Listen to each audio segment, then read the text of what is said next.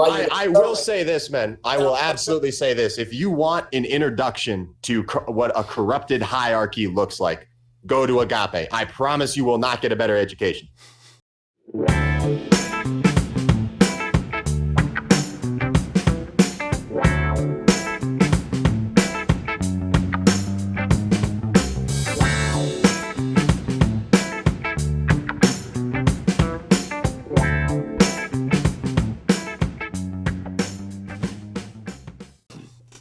Everybody, welcome to the Hammer Podcast. Today is December 20th, 2020, and I'm speaking with Riley.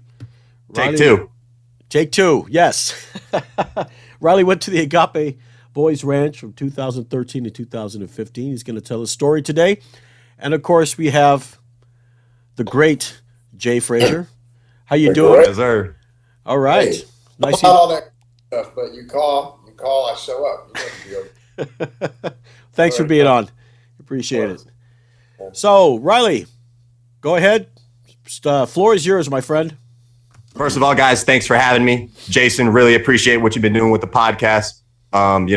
It's crazy to see, man. A lot of kids are coming forward these days, really, giving their stories, letting you know, telling you, how it really was. So it's crazy that's happening. Yeah, and the subscribers are just jumping every day. I've seen that, man. It's incredible. Yes.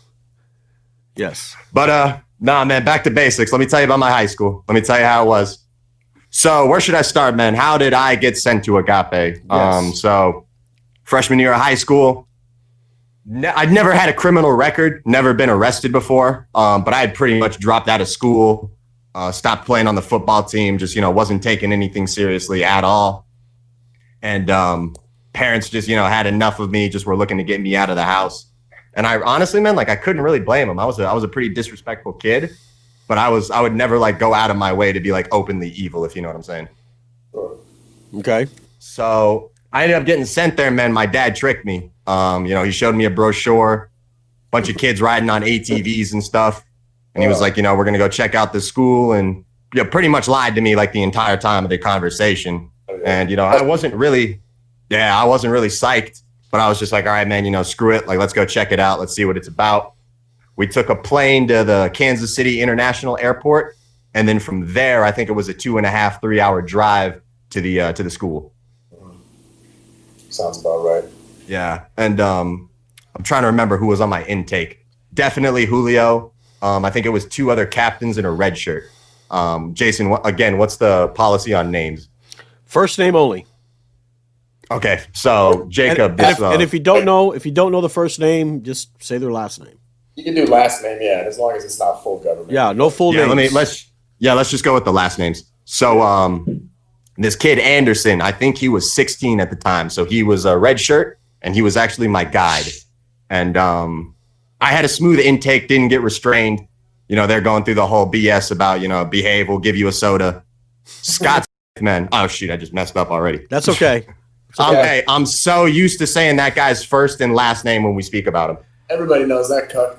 Yeah, man. But this guy pretty much ruined my life later on in the program.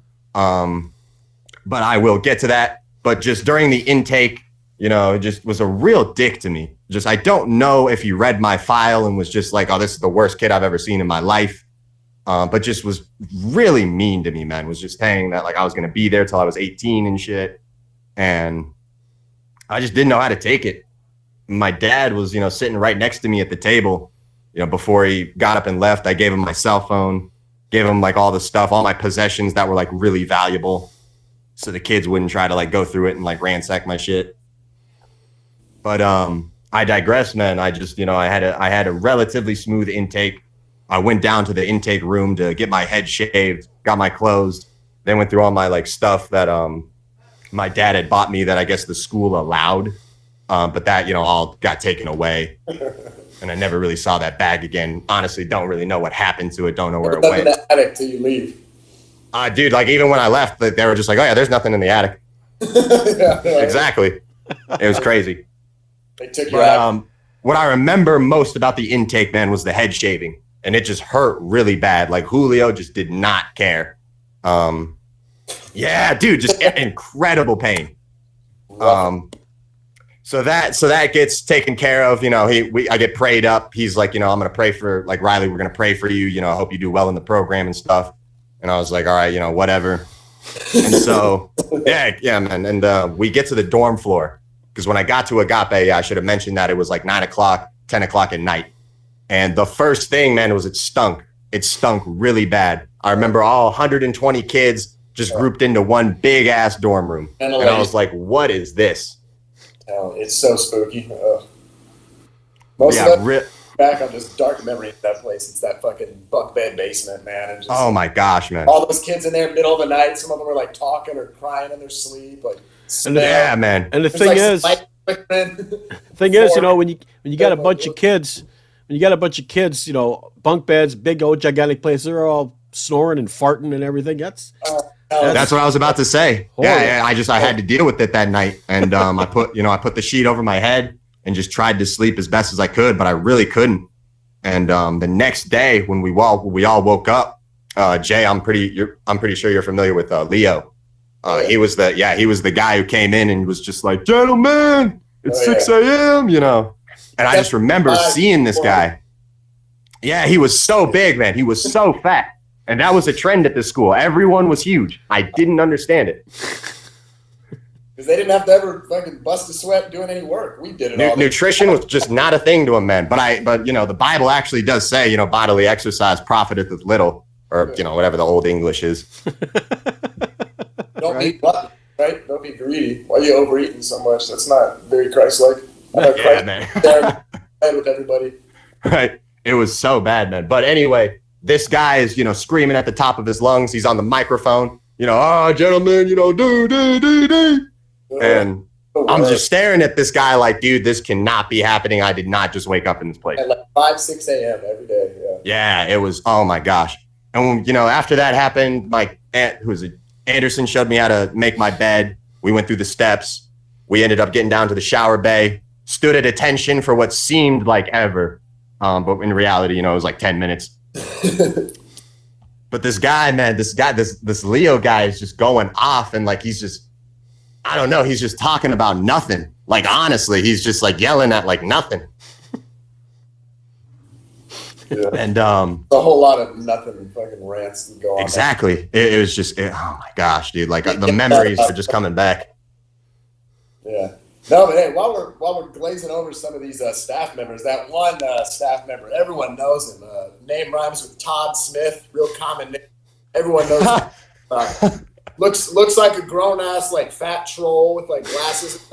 Looks like Ted Cruz. Everyone knows who we're talking about. Yeah, I think I heard about that guy, man. Who is he? Take a minute to shout him out real quick. This guy, I forget how the fuck he got there. I don't know if he was like a former student at some point, but he was your typical little green shirt, like high up, with the clemesons. And he was also like their little child trafficker, basically. They're like, not like the programs that, I think he actually works now with like the transport programs, but he basically was like their recruiter. He was that admissions process guy. Yeah, he would go to churches and try to find parents and just like pimp them out, basically. Like, oh my gosh. Dude, I am so surprised no one's tracked that guy down and just beat him up. Yeah, so this guy, he's ultimate creep. And then, anyone who's been there with this guy knows him and can attest that he was always doing some suspect shit, always had like the little weird, like mentally challenged, like tiny little kids around him. And then not to mention, the best part of all is this dude got cucked by like a 6-year-old student at Agape. So this guy's a grown-ass man, 35-year-old green shirt, married one of the staff daughters there who was already just like known for being feisty and weird around the students. So this guy is such a loser and treated his wife so lousy that she wanted to hook up with a 17-year-old red shirt. Oh my gosh, this story, man. I know this story. See, this was like 4 years ago, but we know him. He's one of the homies. He blessed us with the story from the beginning. Hilarious. So, if Agape, they didn't want anyone to know about that. That's one of their little cover-up jobs. So, what else? They covered up a lot of stuff. They covered up quite a bit of stuff. That's all I'm here for, is to talk that shit. So, Agape guys, Agape staff members, if you're watching this, shout out to Todd Smith and his love. Hey, man, come at me. That little love triangle they had going on there. That was right. Great. Oh my gosh. Yeah, I'm sure you told his parents that when he finished the program. That does make him a cuck. Yeah, it does. Oh yeah, it really does. And his wife, pedo, basically, because this lady was like late 20s, I think. And this kid was, I mean, of course he was down because he was a 16, 17-year-old Sure. kid. Well, shoot, man. What else is he going to get? Dude, he's like, I halfway did it just to get back at Smith because that dude just like such garbage, you know? And like, he's like, Oh, wow. Low-key saved that lady in the long run. Like, you know, honestly, real talk. Wrecked that toxic home, creepy cult home. So, fuck Shoot, that. man. Yeah, everybody, fuck that guy. Nah, but what was I saying, man? I think I was talking about. Fucking screaming at you at 5 a.m. and shit. Yeah, man. Oh, okay. Yeah, that's where I was. So we're in the shower bay, and we were gonna go to the dining hall to eat breakfast. But guess what? We weren't about to eat breakfast. I was about to read the Bible. Yeah, I'm telling you. And I got one of these like, you know, those Gibson Bibles that like you can find in like hotel rooms. Yeah. I'm pretty sure that thing like fell apart on me like the first day. But nah, man, we went up there to go read the Bible, and I'll never forget, man, Song of Solomon, verse whatever, like 1 through, I don't even know, like, you know, because they have the passages on the board of like what you're supposed to read. Yeah. In the verse, I'm pretty sure it said like, look not upon me because I am black. And I was just like, dude, this is like a trip, man. God, yeah. You know, I've always said that the Song of Solomon is the Bible's Pornhub. Really? It really is. That's, oh my gosh. First couple of like days there is like orange shirt and orientation. Did you have one of those like Get Out movie moments where you knew, like, I remember even when I was there, they would tell all kids, you know, like, go ahead and run away. Like, they'll either shoot you or we'll catch you. We'll find you. You'll get especially, they would tell the black kids though, they would be like, boy, like, go ahead and run away out here. Like, they'd love to hunt you down, you know, type of thing. Like, they would. I remember, man, there was this kid named Armstrong, and he like tried to run away several times. And like, I'm pretty sure I heard like the staff outside going like, hey, get him, boy. Right. No, I remember because they would always just challenge us, you know, like, I wish you would run. Like, I'll run you over on my ATV or like a neighbor. Yeah, like crazy, like insane shit. They would tell the black guys though, like, dude, you ain't going to see nobody for miles and miles that wants to help you, you know, like, type of thing. They would let them know, like, no. Like, yeah, it's not about to happen. The wrong state there, boy, type of thing. Yeah. They would mispronounce their names on purpose. I've already told some stories about just big, you know what I mean? Big, like, NFL looking black kids that we had there that didn't do nothing, but the staff just, you know, just wanted to keep them in check. So they would just get restrained way easier, way quicker than other kids would for some reason. Well, Jason, what Jay's saying right now about the staff trying to test students, you know, really like egg them on. If anyone on this podcast has ever said that, like, it is 100% true. Like, I did see that at my time at Agape. Oh, yeah. Well, you know, Lester Roloff, the guy they idolize, was racist as well. Of course he was. I mean, oh yeah, he was always. Of course, I expect nothing less. Yeah, like when I said to Amanda and Amy, I said, you know, we were talking about how he would always talk about blacks and watermelons. I'm sure. Oh, wow. I'm sure it was a joke to them, but you know, it wouldn't fly. Hey man, watermelon's a good fruit. Don't be saying shit. And of course, you know, Mexicans, he'd call them lubricanos. He wouldn't call them greasers. He'd call them lubricanos. That's just his way of saying it. But yeah, he was definitely a racist. And the guy, and this is in Corpus Christi, which is like damn. And I have a yearbook. I have to find it, but I know that there's a sheet in there, a page that's got a guy with a knife, and it says the South's going to rise again. So yeah, definitely racist. Okay. Oh wow. I'm telling you, dude. Yeah. But now, what should I say? Should I just take you guys through from the time I first got there until I left? Yeah. What were some of your experiences there? What did you see? How long were you in orientation and shit like that? Yeah. Keep going. So when I first got to the school, man, going to like Browntown for the first 2 weeks until you are able to like get out of Orange, that wasn't a thing. So you were on what they called new kid status. So I think for 3 days, or it might have been the first week, they just cut you a lot of slack. If you messed up, you know, they would be like, oh, it's fine. You don't have to do the push-ups. But guess what? That didn't happen. I saw a lot of new kids that came in around like the same time I came in, just didn't happen, man. Like, you would just mess up and they automatically just went for you. And yeah, man, I saw a couple kids get restrained like the first 3 days I was there. Like not like, you know, like students who are already well off in the program. Like, I'm like new kids. Like, this kid doesn't know what's going on.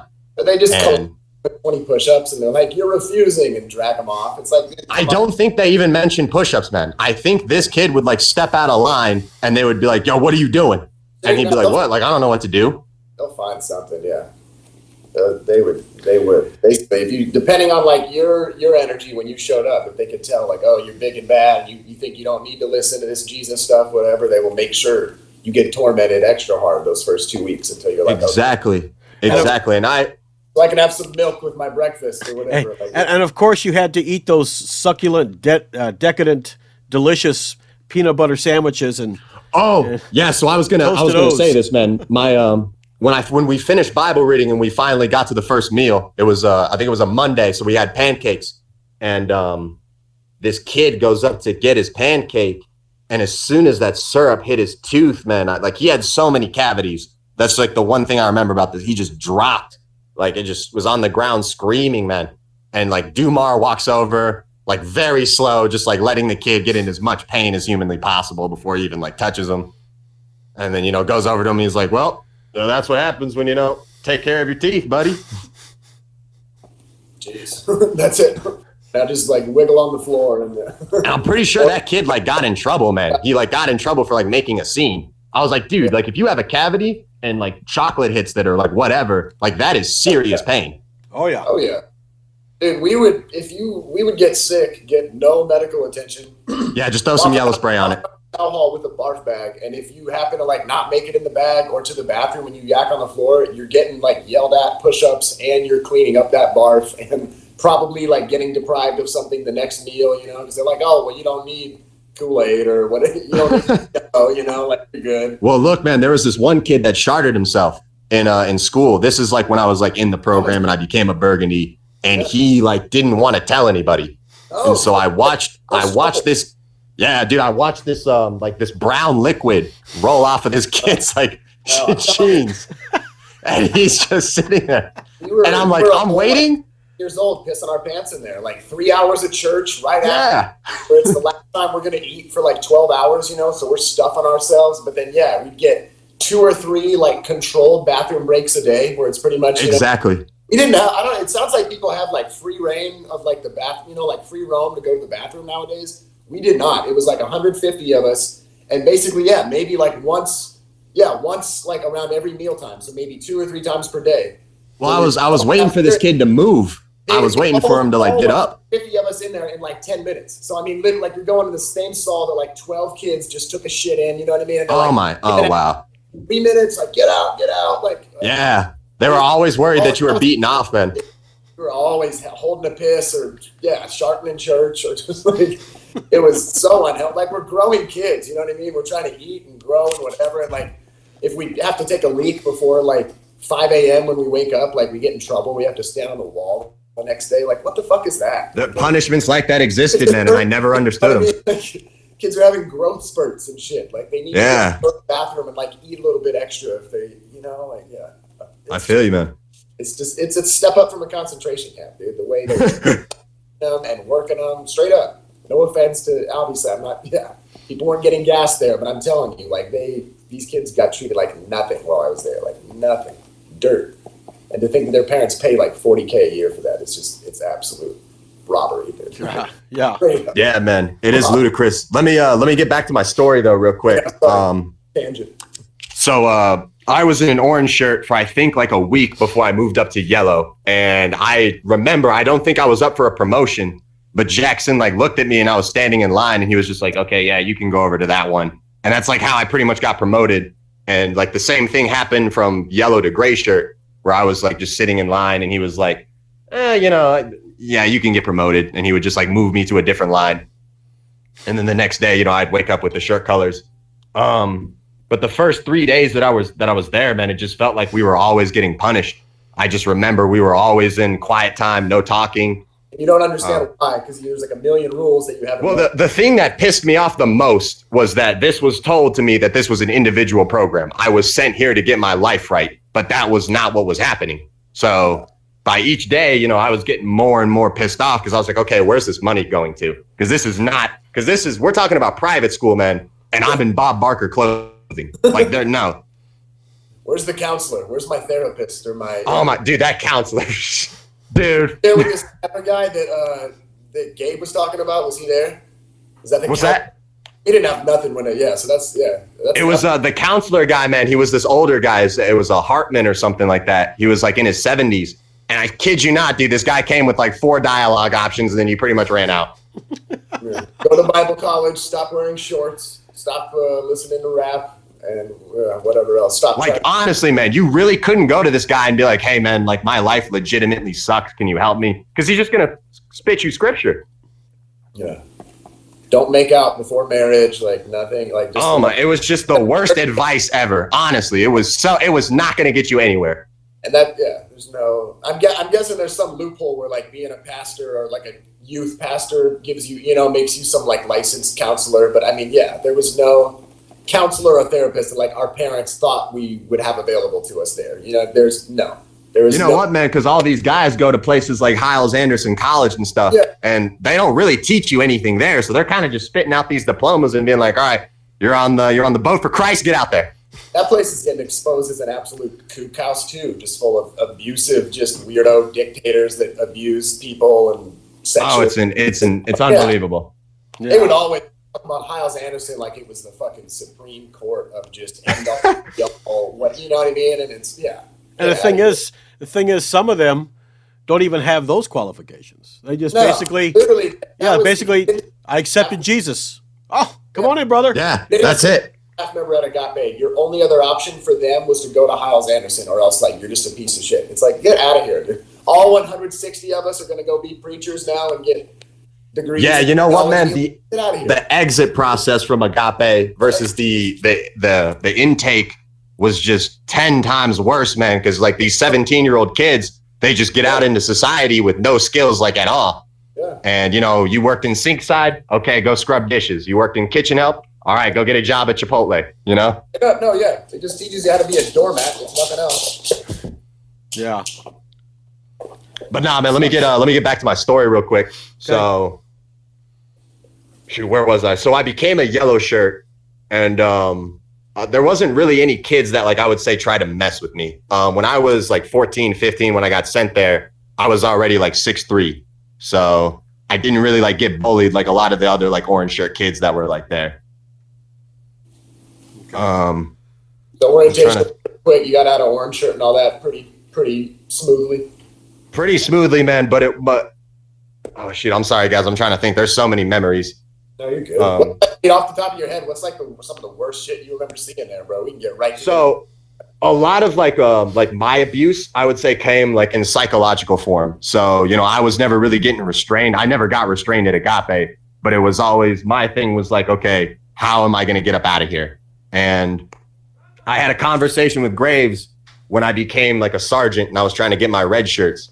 And there was the big saying at Agape was, like, I'll pray about it.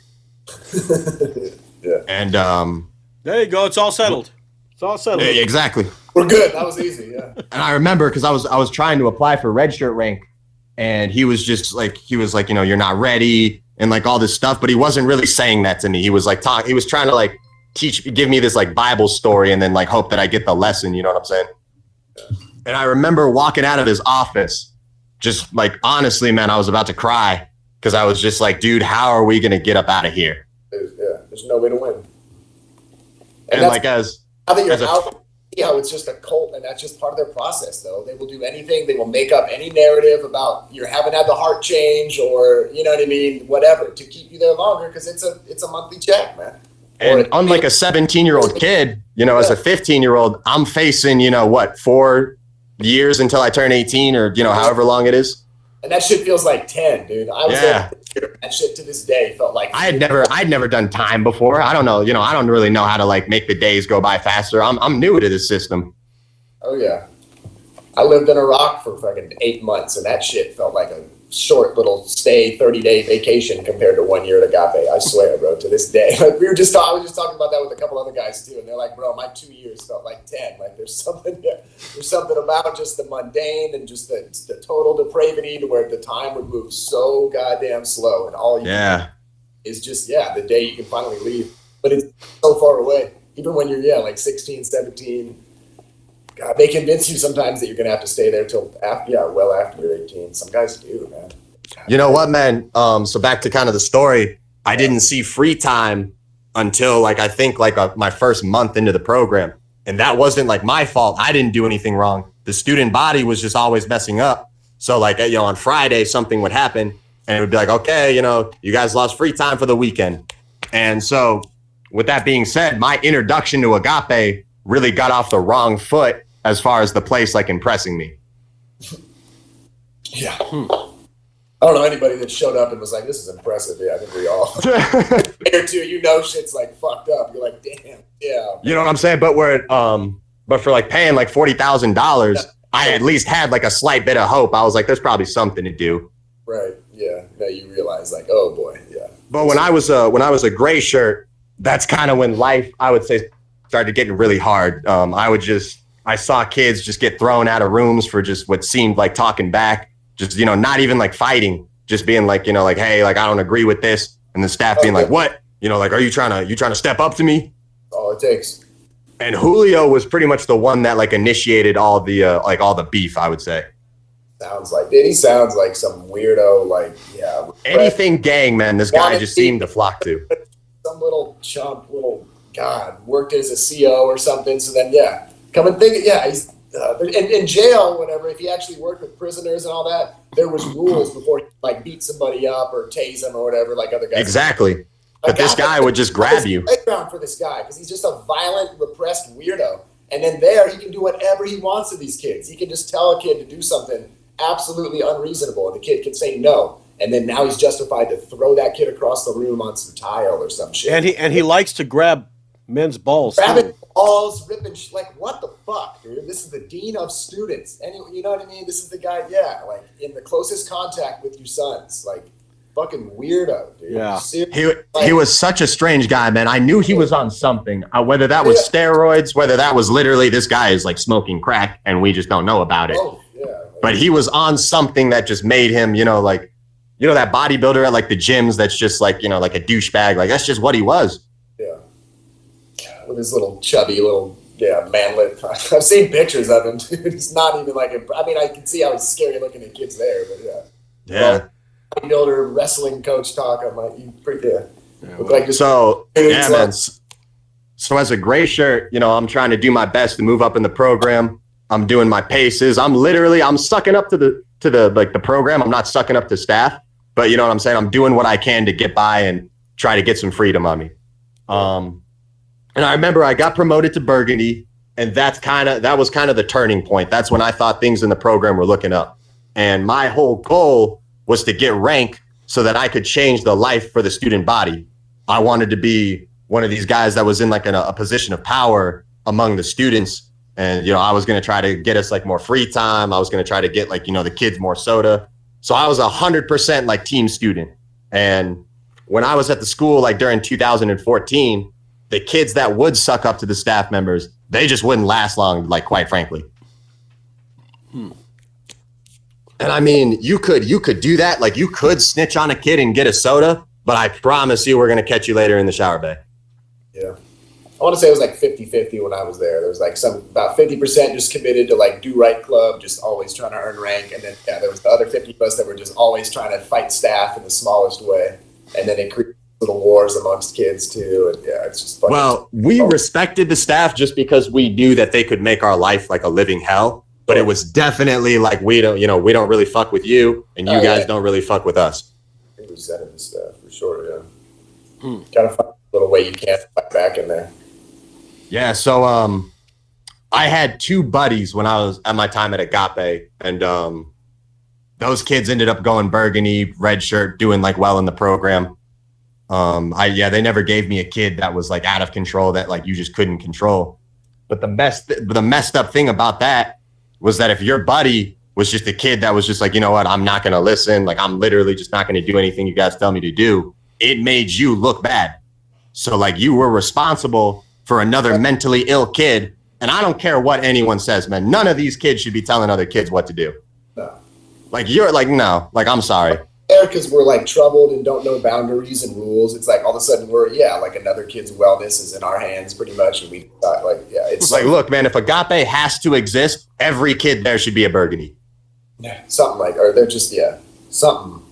You should have to have like a blue shirt as a buddy when you're a new guy or something. But Yeah. literally, like one kid can be a shitbag. You can be on like no talking, whatever, and then just one of the staff on will get a hard on for you. And They'll put you on no talking and just absolutely forget about you. Guys would go from like the low, like even Antonio said, like I was like Brown Town all the time, and then I just sucked up for like a couple months, and I'm red shirt and all, and then he used this shit to just escape. But there's other guys that do that, and they get to red shirt, and then they just like pick on other kids more or form their own little cliques and stuff. I must give Antonio credit where credit is due, man. He thoroughly planned out that escape. Oh, bro, yeah, young OG for sure. That was some G shit. We need that part 2 with the legend Cody too, man. Both of them. Absolutely, man. Right, man. To even like get outside was like, those guys got away twice or what? Yeah, twice got out of the building. Made it the second time. Hell yeah, epic. That just shows. We all wish we could. That just shows the gullibility of the staff. Right. It really does, man. Really does. So I remember when I became a Burgundy, and like I said, I felt like it was the turning point of my stay at Agape, because I was like, okay, I got some freedom now. I don't have to eat with last call anymore. I can like play basketball if I want to. Really not a whole lot of stuff to do, but for what it was, I was like, all right, this is better than being an orange shirt. You know what I'm saying? But I'm trying to think, man, the pace system. Garbage. What did I do with the pace system? You show up, take your assessment test, and then no matter how well you do, they put you in like some 4th grade shit anyways, just to keep you busy before you make any real progress on like actual credits. That's what it was. So I got my diagnostics, and I did like a page, and then they took them away from me and just handed me like my freshman paces. And so I was just like, all right, like that was kind of wasted time. I was 17 and like I was not a dumb kid at all, and I swear they gave me like some 7th grade shit when I first got there, just because they thought to try to keep me way after I was 18, just doing bullshit honors diploma, which is like worth fucking. Well, you know what, man? There was this idea of recoursing that ended up coming up in like I think a staff meeting, and the way we found out about this was just like how I found. I think I said this, Jason, last podcast, where I read something on Graves' desk about the school not being like accredited. Yes. And like there was a bunch of like complaints.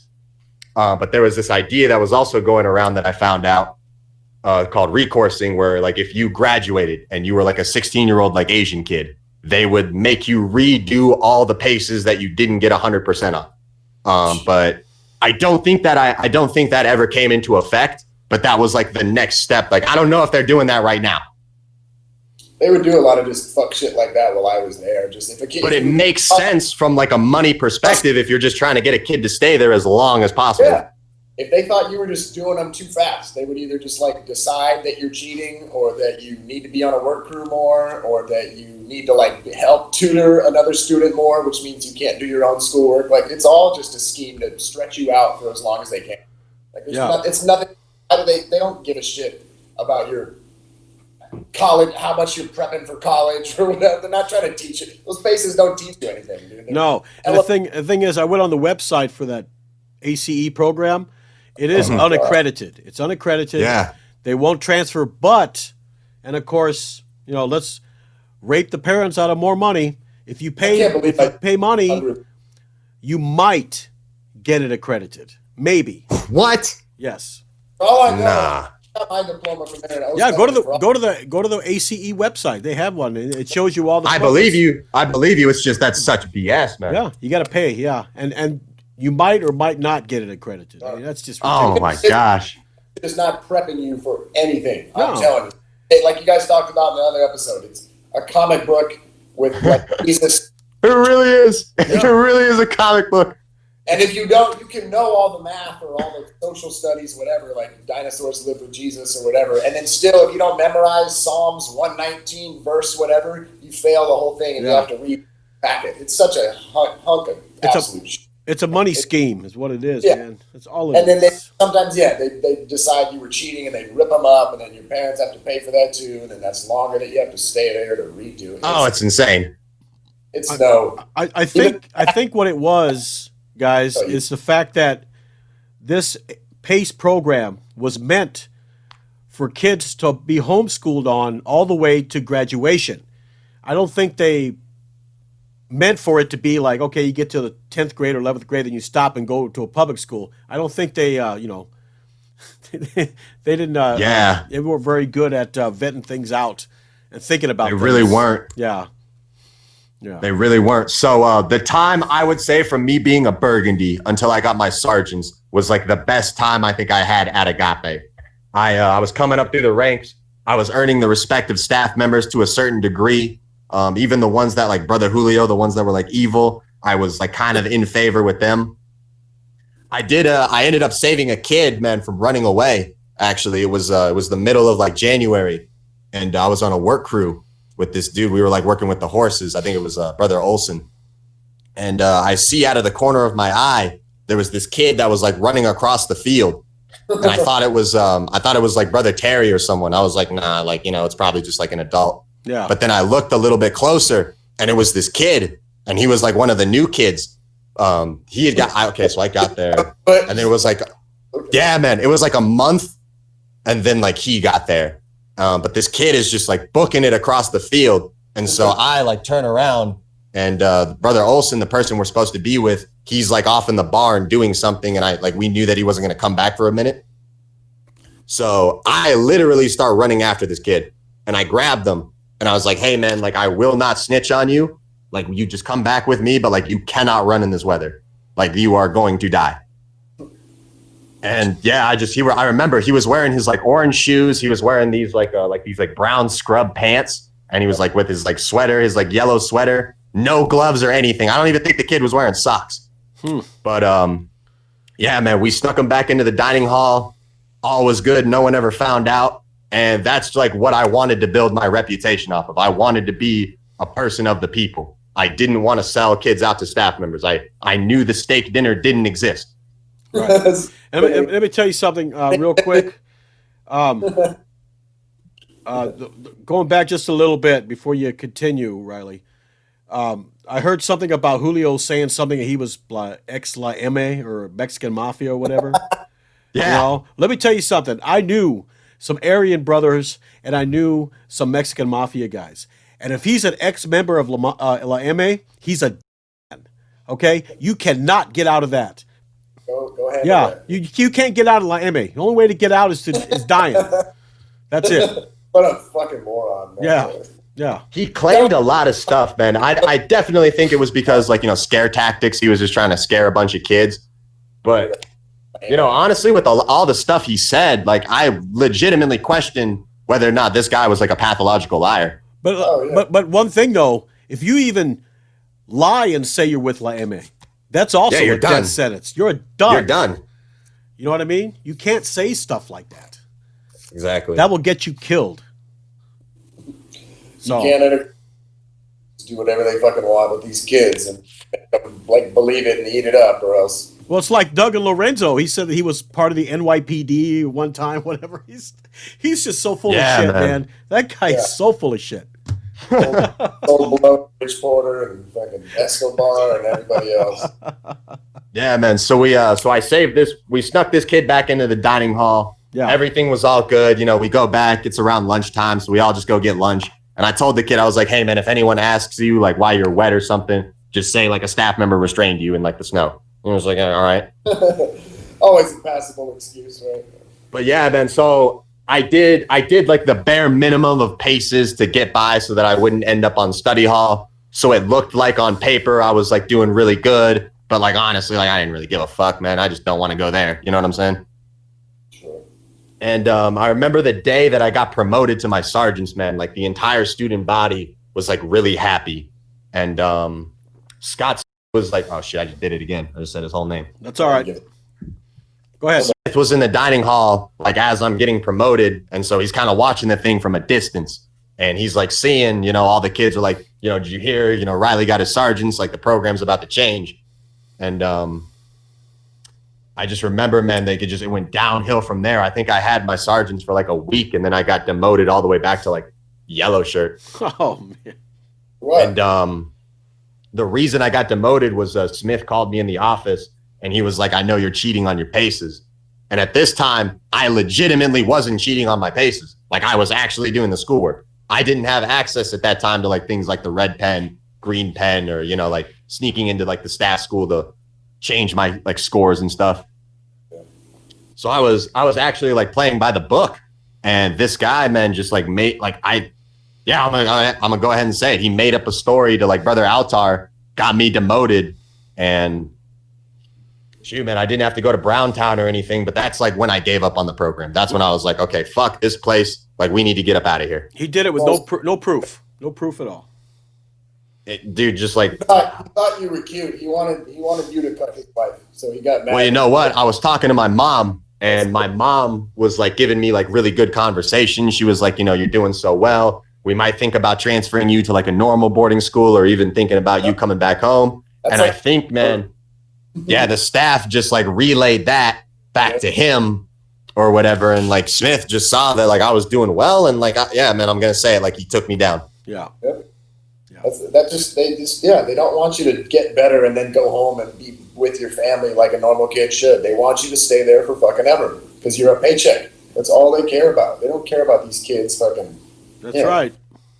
As far as like incidents, man, as far as like kids, giving other kids head and shit like that, like fights or like behind the scenes stuff that's just like insidious. I didn't see any of that, but I definitely know that it happened. The only things that I saw were like kids, like physical contact, like there was like a beef, and then a staff member would like take a kid and like throw him into the wall. But I never saw like, like the other stories of like kids giving other kids head and shit like that. But kids were like, while you were there, you heard about it type of thing. You just never saw it with your own eyes, is what you're saying? Like kids were getting molested while you were there? Kids were definitely getting molested while I was there, but like, you know what I'm saying? I never like opened up a stall door and like caught the people in the act. Right.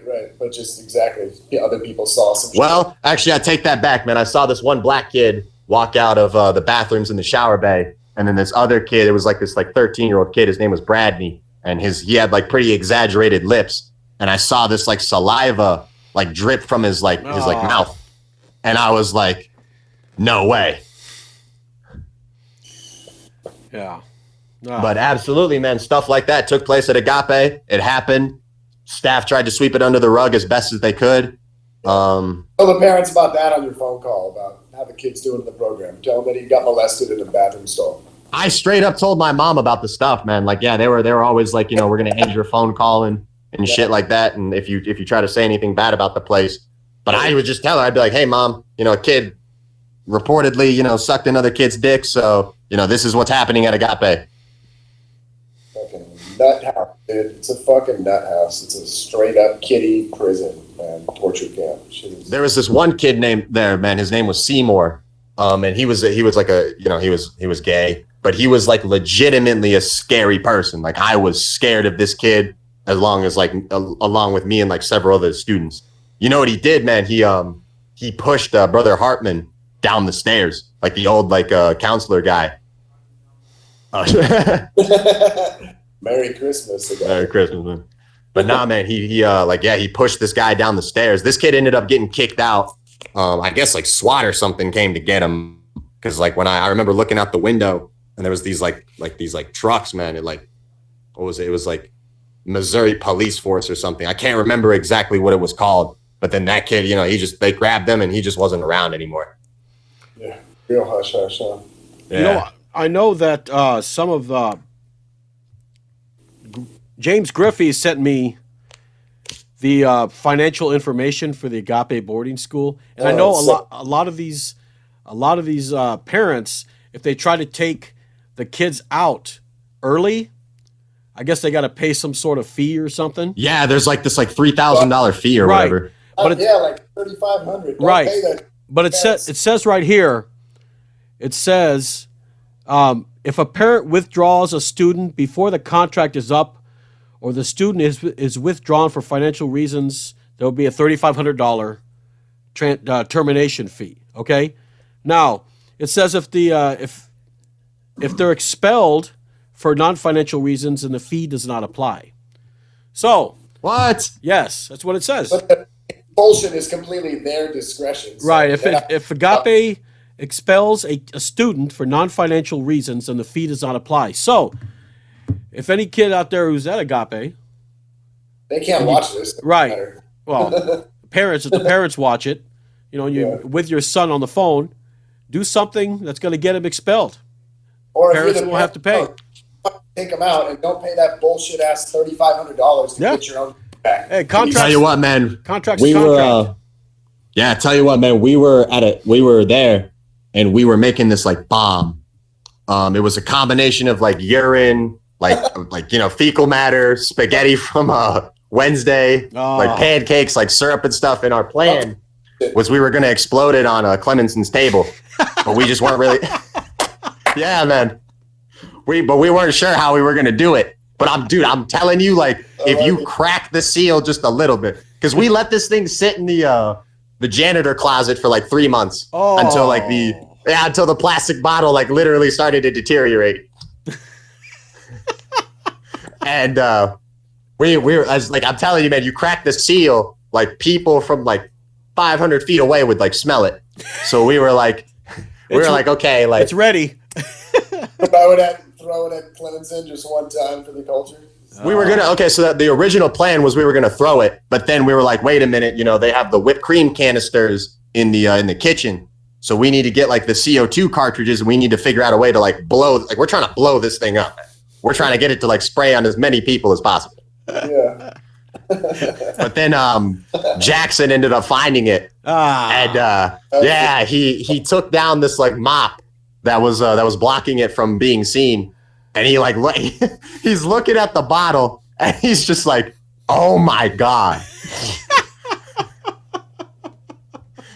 And he didn't say anything to anyone. He just takes it. I don't know if he took it back to his house or what he did, but he just literally left Agape to dispose of this bottle. Smeared it on his body at home, Man, I hope so. Rubs the lotion on some skin. Shit. That was like the biggest plan that like failed. That I was like, dang, man, it could have happened. That would have been epic, though. That would have been epic. Oh yeah, we would have got. That's a great way to get expelled, man. Yeah, because as soon as it happened, you just get up and go, "I did it." Yeah. Expel me.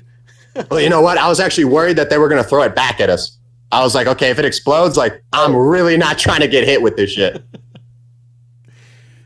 I heard a couple of Agape guys talk about huffing brake cleaner and oh yeah, that happened. Absolutely. And also they were talking about orange peels with toothpaste.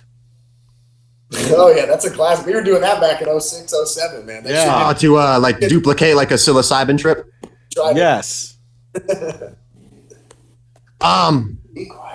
I don't think kids had the patience for that when I was at the school. I think the brake cleaner, or there was something about like this yellow spray. I can't remember what it was called, but that was like the big thing to do there. But the problem with that is that it really just fucked your brain cells. Yeah.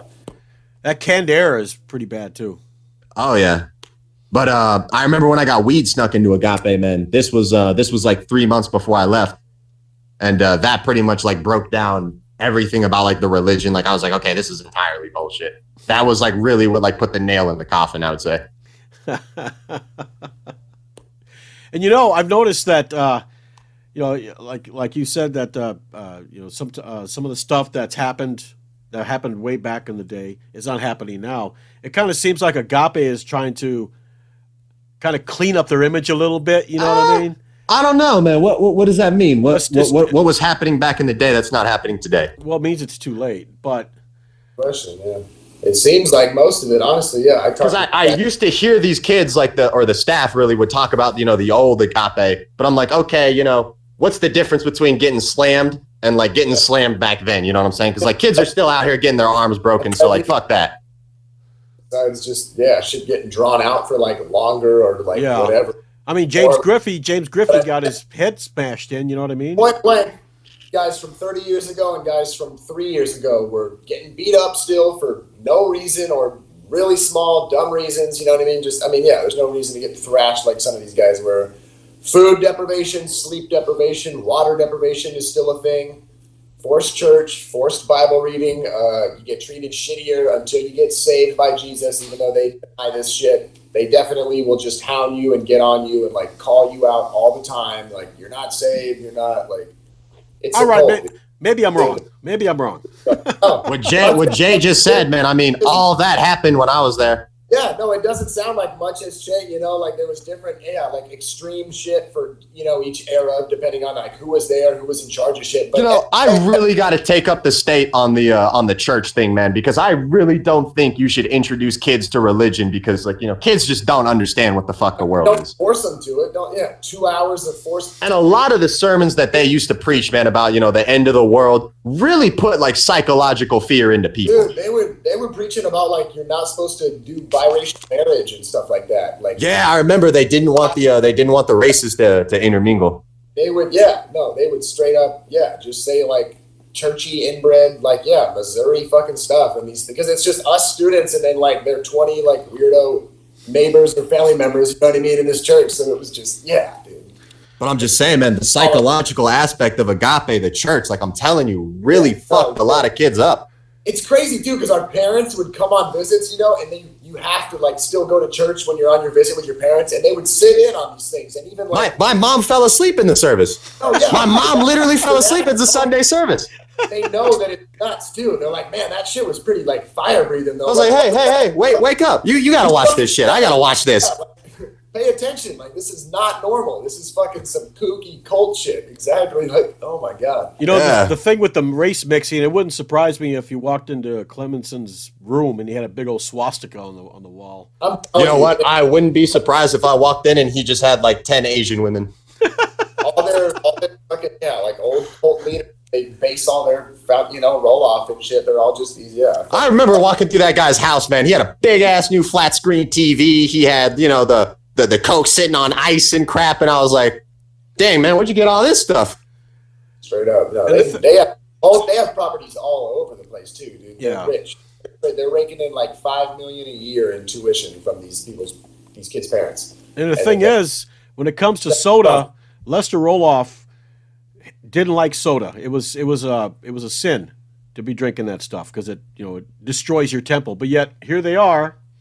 Supposedly huge soda collectors supposed to be Roloff's minions.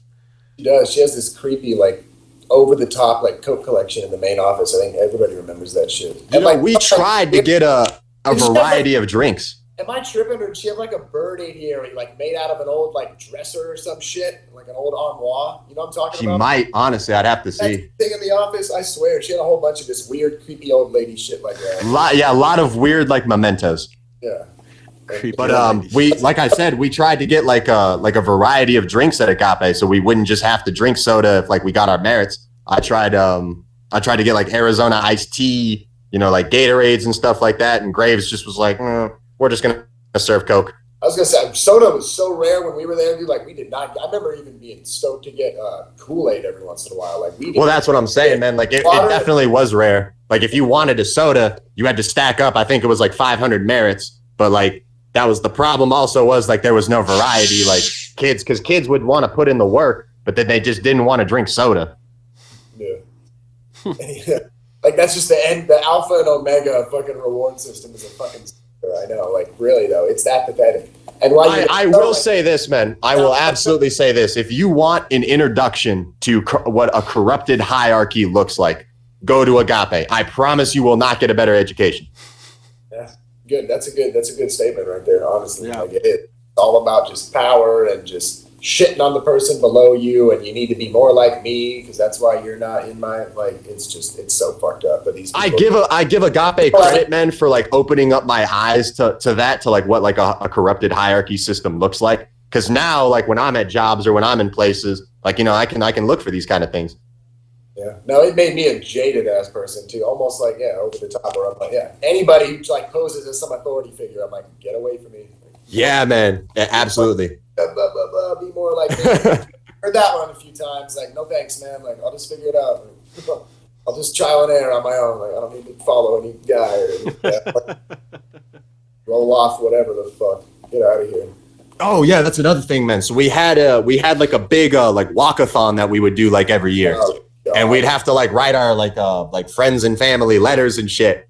And I like wanted to write inside of the letters that like anytime I would send one like, hey, I'm not really trying to ask for like money. Like the school is forcing me to do this. But like Charlie would always like read through all of them and be like, nope, that one's not going. But I remember the donations went to this gym. It was this like outdoor kind of like sport court thing that was really bad, man. It just they showed us a picture of like how it was gonna look, and then just when the final product was done, it was just literally some dude's garage type shit. But yeah, man, I remember telling him my mom about like all the donation money, you know, went to that place, and we literally never used that like gym. We never used that outdoor court. And I told her that, and she was like, "Wait, really?" I was like, "Yeah, like Mom, we never used that thing." And she like actually got like mad. She was actually like, "Wait a minute, let me like call someone real quick." I've been duped. That's how it goes. Dude, I mean, there was so much duping that it was just like, when is this gonna stop? Never. Because it's been working for him for 30 years. So Oh, sooner or later, Jay. Yeah. Sooner or later. Sooner or later. They're a little heat on their ass for sure. Oh yeah. Oh yeah. Definitely. Yeah. Another guy that was there, and another time I've never spoken to him before this, and yet, you know what I mean? We know all these same staff members, the same shit they would do and say to us. I mean, are we like? So I wasn't there when Brian Clemenson was like, I guess, a thing. I never saw him. I heard about the Jurassic elbow and shit, but honestly, elbows were getting thrown all over the place, so I don't know what the fuck the difference Sounds is. like the Julio guy stepped right into Brian's shoes, honestly. Exactly. Yeah. Might have been worse, to be honest, man. Yeah, no, he sounds like a fucking freak for sure. Straight up. Shoot, Yeah. where was I in my my Agape story? So, yeah, man, I got demoted. Pretty much gave up on the program. I wasn't really acting out or anything. Like I wasn't doing anything stupid because I wanted to get back to the burgundy level, just so I could like cruise. You know what I'm saying? I could just cruise at like altitude level. And I'm trying to think because there were so many events that just transpired. If one sticks out to me the most, man, I would say the fight in the gym during basketball camp. That was a pretty big deal. There was this kid, I think his name was Maitland, and he just like had enough, man. He was I think he had been at the school for like 4 years, and you know just never knew when he was going to get out. And just one day, man, finally snapped. And I saw this kid get restrained by like 4 like 300-pound like men, and I don't know, there was just something inside of me like I got to do something. And of course, like I didn't, but I was just like, dude, we got to get up out of this place. Well, you would have been restrained yourself. Yeah, Yeah. and like I think a lot of the kids just like wanted to hit a staff member off of a student, but just like they just, you know, you're gonna get restrained yourself, so that just never happened. No, I saw, in my first like week of getting there, I want to say I saw a good 4 or 5 kids just get fucked up where I knew like, okay, like that is the number one. Like worst comes to worst, you're gonna get restrained, and like they can, 400, 500-pound fucking staff members sitting on you, and like you can get fucked up permanently. There's guys that say they have like back and nerve damage and whatever else and shit to this day. I mean, look, man, I saw Julio just like throw kids into the wall. You would just grab them by the shirt, man, like literally throw him on the ground, pick him up, and then throw him against the wall. And I think I looked at him and I was like, hey, man, are you sure like you can do this? And he's like, shut up, I can do whatever I want. Like, who the fuck are you stepping up to me? And like, yeah, that's the thing. He would cuss. He didn't care. Like if you were alone with him in like a one-on-one situation, he would literally just go off on you. I've seen him call other black kids the N-word. Because even Agape, none of them are like supposed to cuss at us or anything. It's like, you stinking sissy, la la, foo foo, and shit like that. That was the thing too. When the parents visited, I don't think they could yell at the kids, but like they would just take them like to another room and just yell at them there. So there'd still be slip ups though. I remember there'd be yeah. Does Absolutely. anybody remember when Jareth Clemenson got indicted for that child molestation? What was that, like 2017, 2018 or something? Okay, because I just got finished with a podcast today with George, and he was there 2019, 2020, and I asked him, I said, did you ever see Jareth Clemenson on the grounds? And he said yes.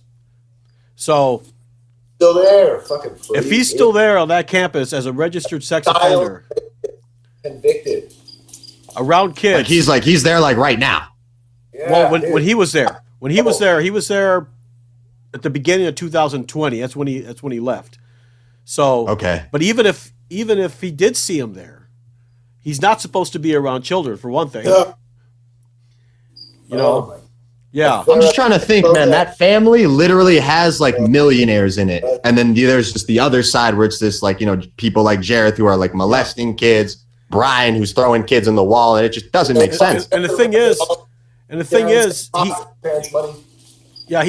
he said that he saw Julio talking with Jareth, like they were just having a casual normal conversation. And I'm thinking, okay, this guy is a convicted child molester, okay? And he's talking, regular conversation, but yet some kid says, gosh, like James Griffey did, and he's getting slammed on the floor. Where are your priorities, man? You know what I mean? Dude, I know this is going to sound incredibly messed up, but I really can't believe Agape hasn't gotten shot up yet.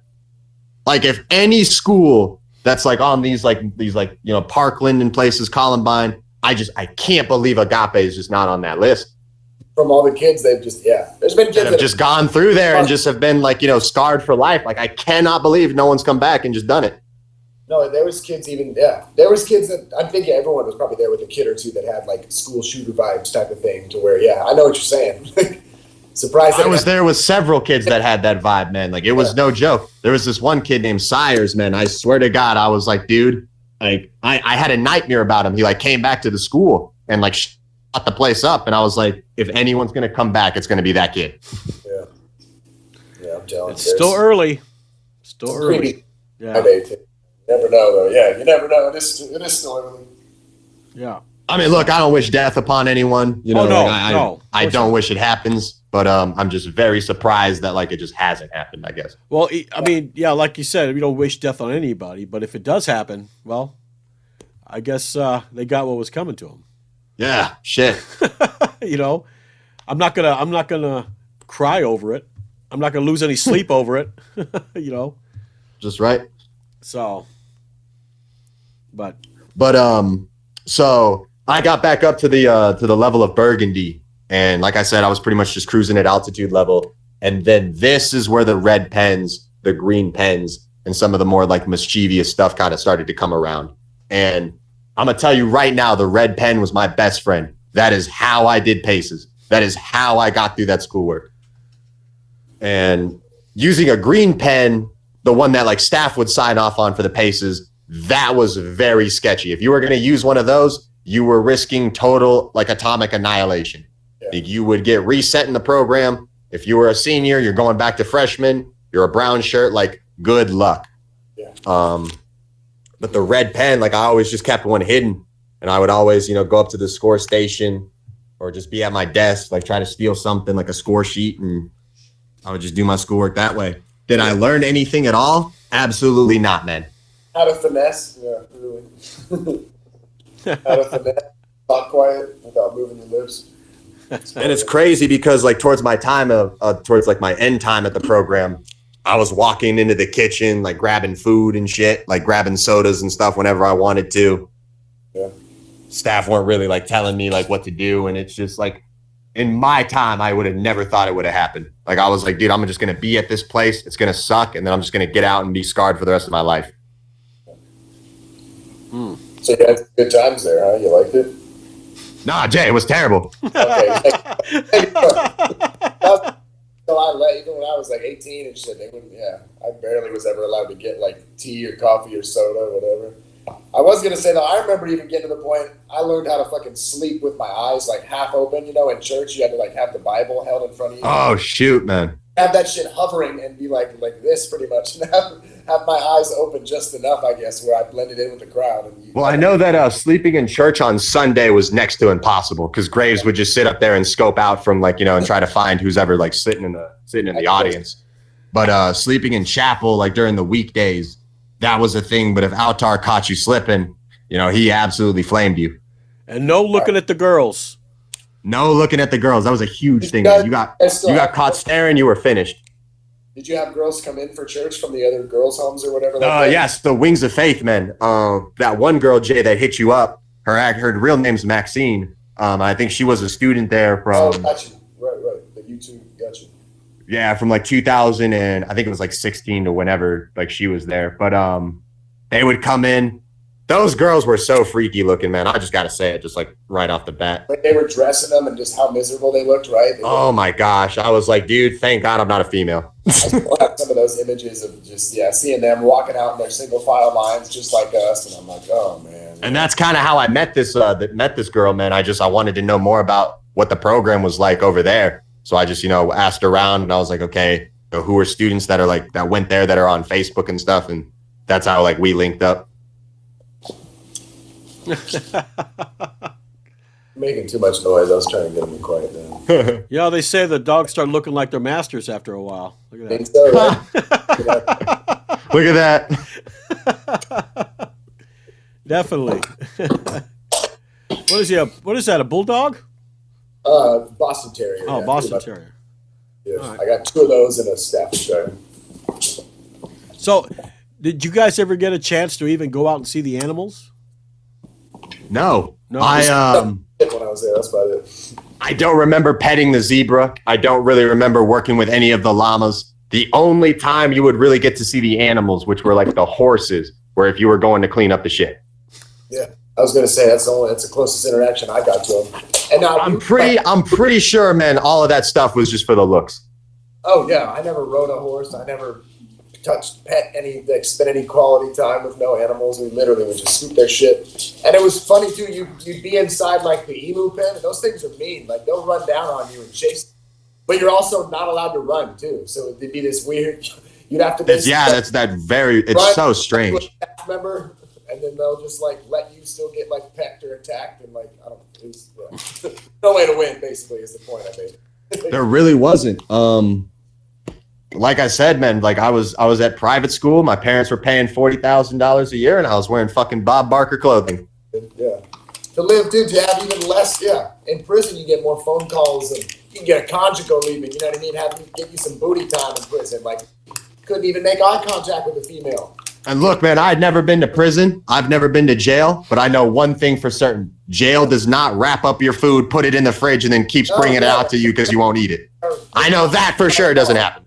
Yeah, no, you have certain rights that they can't like violate. I mean, it still happens. I'm not saying everything's peachy in jail, not by any means. But in Agape, they would literally relish one of Brian's favorite sayings when someone would have the balls to like be like, "Dude, this is straight up abuse. This is evil. Like, you can't not feed me." Or he'd be like, "Don't get yourself sent to a boarding school." Basically, he'd be like, not. Yeah, always had a response. Yeah, he'd be like, "Tough fucking luck. Like, you're here now and you have no rights. Like, I don't give a shit."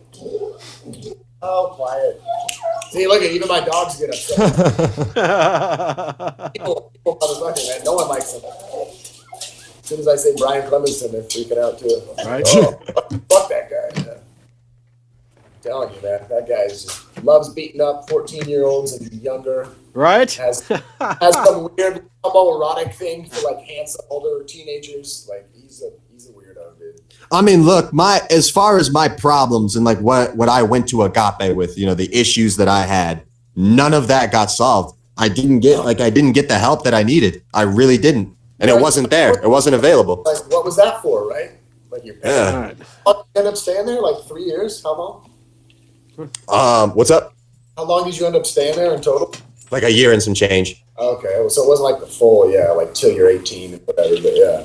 Still. So check this out, man. As far as what Jason said about the only, like, if you get kicked out, you don't have to pay the fee and stuff like that. But I don't really know what happened with my situation, but all I know is that my parents canceled the tuition and I was on a bus to Kansas City and I was homeless. They got you out of there, man. Yeah. So I'm pretty sure, man, like Agape doesn't do anything unless it gets a check. You know what I'm saying? Sure.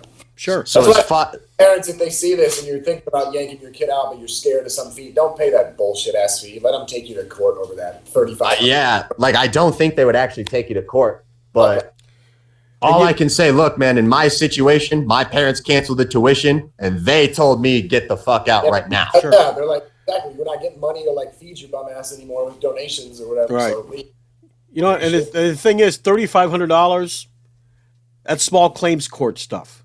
You know what I mean? Yeah. And if they do take you and they win, pay them $5 a month. You know what I mean? Draw it out. Real talk. Draw it out. Yeah. out of here. Yeah. Yeah.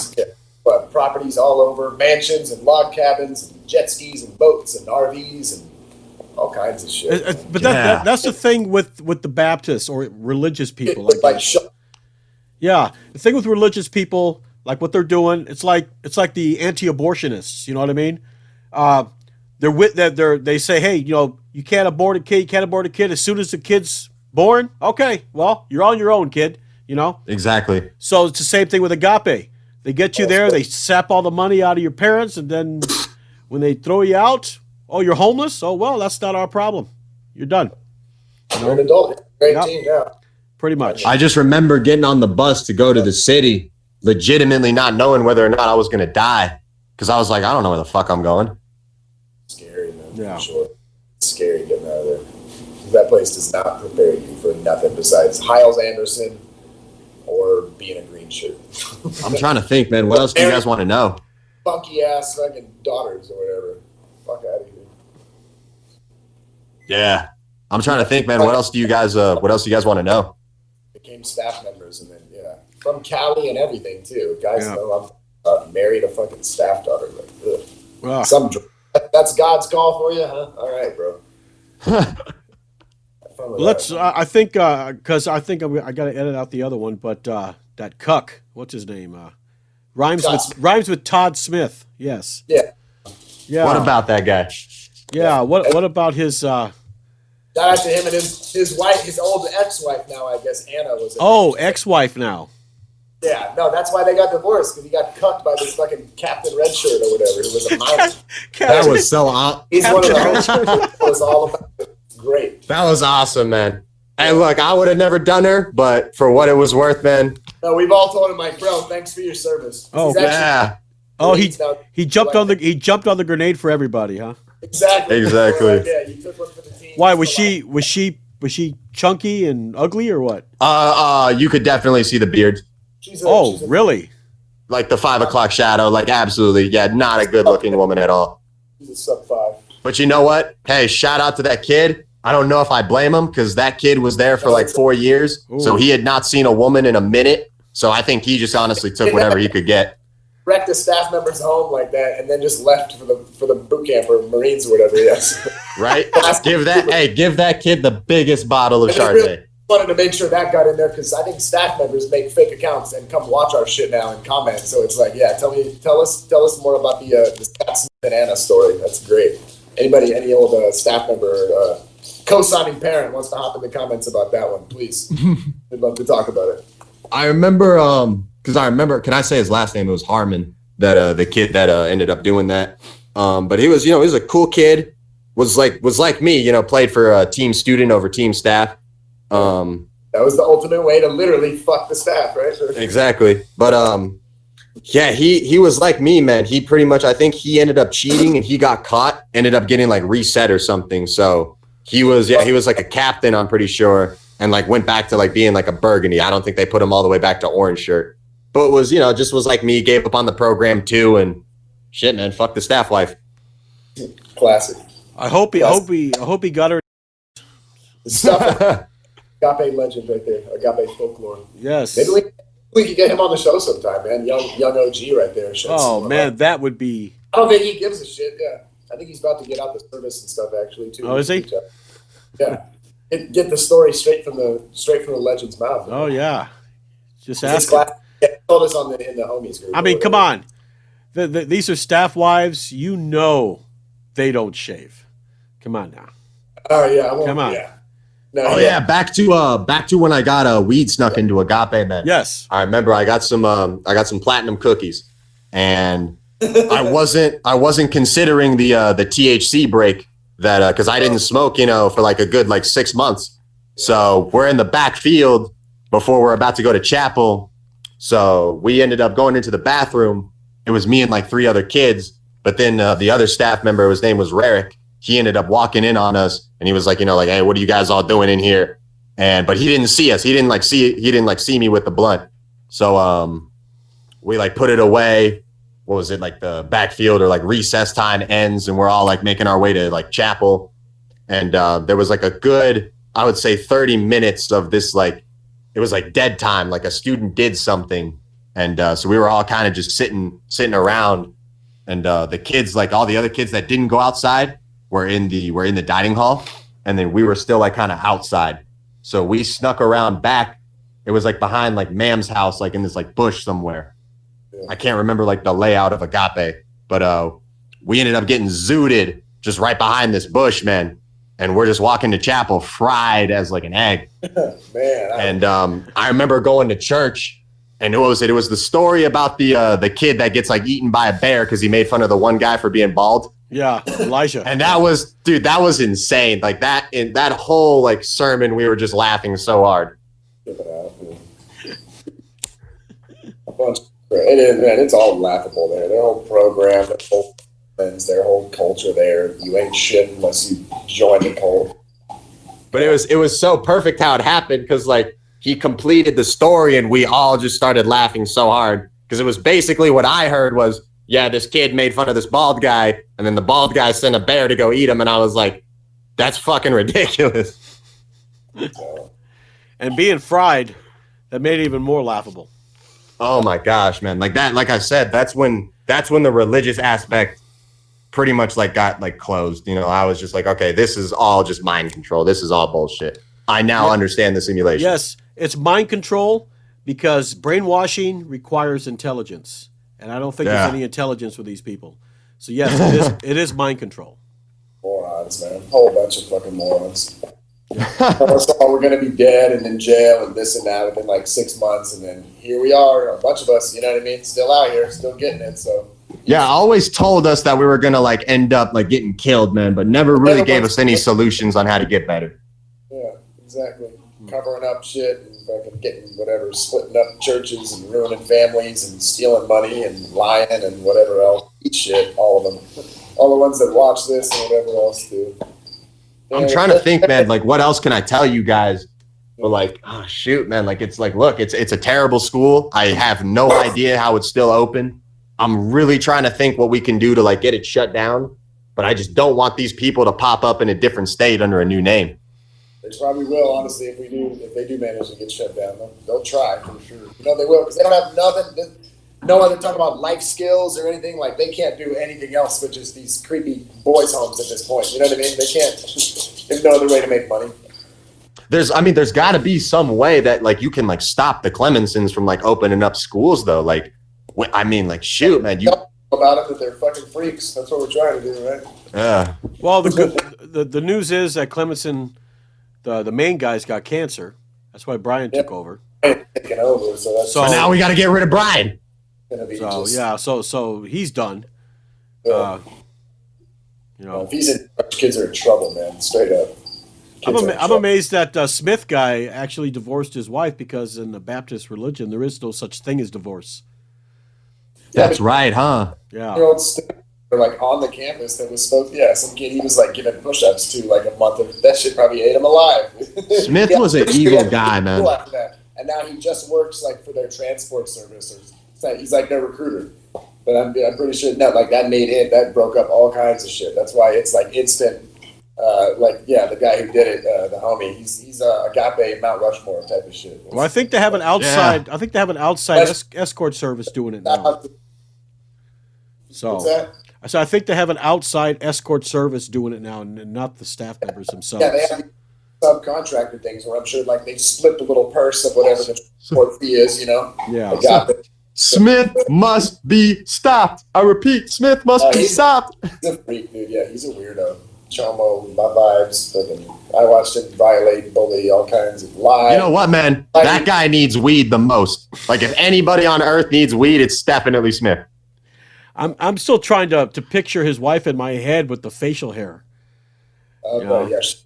If you didn't really even have to get that close, man. Like it would just be like if I was standing like 5 feet away from Jay, like you could just see it. I was gonna say we were the same age. She graduated, like she's in our class of 2007 graduating class photo or whatever. So she's my god. And at 17 years old, this chick had a better mustache than me. Like I was just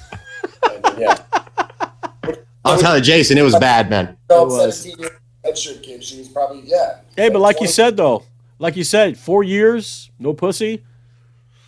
Oh no! You gotta take what you can get. Take what you get, man. For her, This chick was like almost 30 and just lurking on these little, these troubled boys in this home that like her parents work at, and she's like,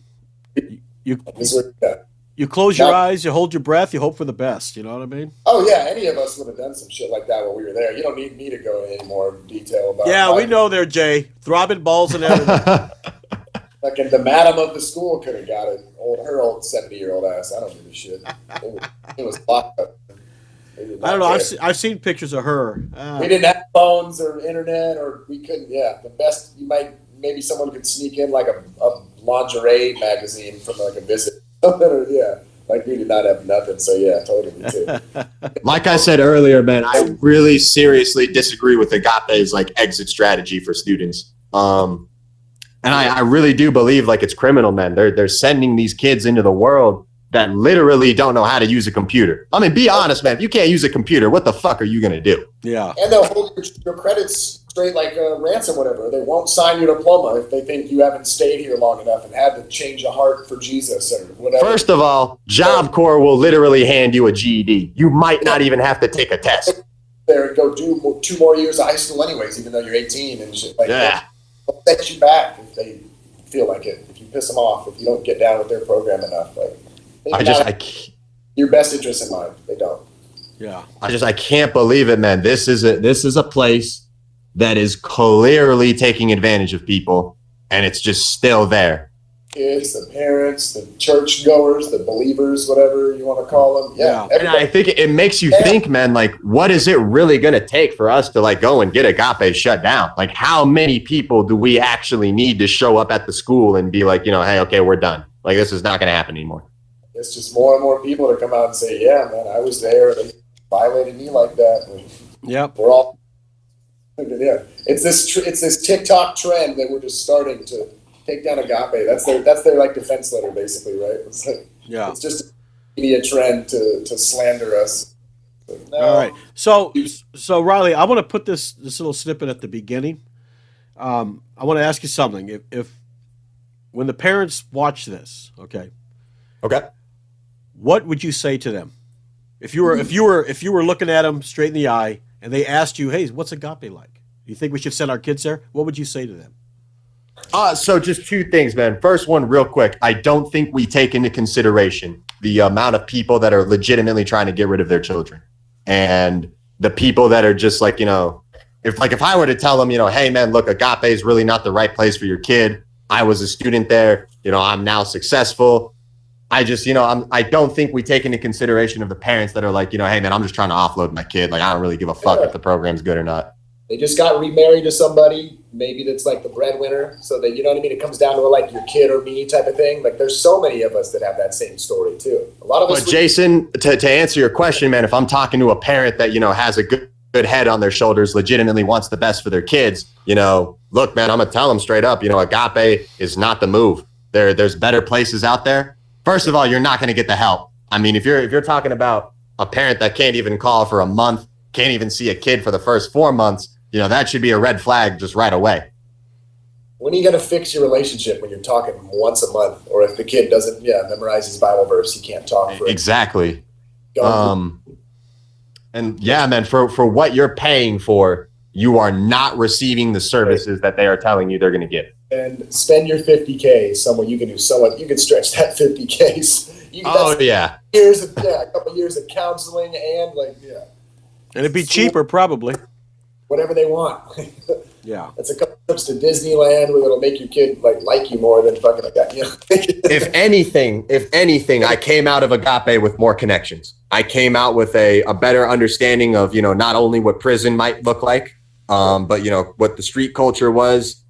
And man, there was a lot of stuff that I didn't know went to Agape, and then I just learned. So I definitely got a diploma in like street shit. Yeah, totally. And then you're around anything that you didn't know already about the street life. There's kids there that have done it, and you'll get privy to it real quick. And I'm telling you, there's kids that showed up there and did it from the suburbs, whatever, did nothing but not clean their room, and then they got out of there and they're like cripping and. We literally had one kid that didn't make his bed and like got sent to Agape. And then I think this kid, man, like literally stayed there for like 5 years just for like not making his bed. Right. And that's what I'm saying. That shit shouldn't be legal. Like, you should not be able to do that. Life now. You send a kid to Agape at like under 15 and leave him there, he is going to be in the system for the rest of his life. Institutionalized. Yes, he's going to get out of there, and jail's going to feel like a comfortable, like cozy place that is like, all right, worst case scenario, even like, fuck it, I go to jail. Like, I'm going to have. I mean, shoot, man, as messed up as that sounds, jail is actually like a good pitch. You get 3 meals a day or 2 meals, or I don't know how they do it, but you get a bed. You don't have to sleep on the streets. Because think about it, you don't have job skills. You're not doing shit when you get out of here, unless you go into the military. Yeah, that's all I could ever do. That and like construction and landscaping, which is, can be good work, but but when you're 18, 19 and like trying to make it and you're just. That's different. When you're a 35-year-old man, you're fucked. It's dead end. Yeah, man. It's really just, you want to fucking like move up and you don't have any footing to do that when you get out of Agape. And the thing is, a lot of these guys don't have close relationships with their parents. Some, not all, but Or they get dropped there and it's literally like, whatever, peace. You know what? Honestly, I would say 70% of the kids there, just like their parents don't really fuck with them. High number. I know it's out there, man, but like, honestly, dude, like, I don't think we take into consideration of the parents that are legitimately trying to get rid of their children. Problem, yeah. And it's like, what do we do with those people? Yeah.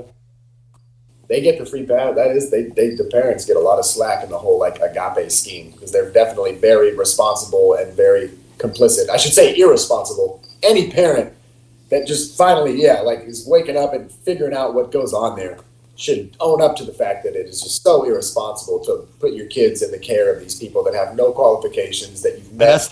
That's the thing about these group homes, man, is that you go to these places regardless of whether or not, like, even if it's not a program, if you have a bad family situation, you get sent to a group home, you just fuck around and lose your freedoms.